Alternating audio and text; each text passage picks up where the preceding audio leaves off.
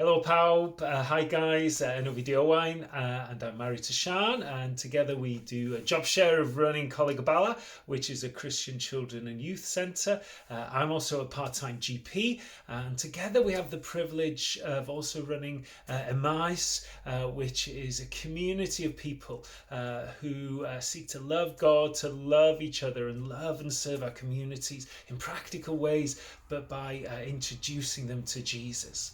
So I know the pleasure and the privilege of serving and help running a church, but not being paid for it. So having to do the day job as well. So I just really would love to encourage you to pray for people who are all across Wales who are still doing the day job. Yeah, and that's a great opportunity to be a witness there, but also serve and are leading churches all across this land. Just pray that they would be have wisdom to know how to juggle all their responsibilities, would know how to use their time well, and just pray for fruitfulness in their ministries as they seek to make disciples, reach and serve the lost where they live.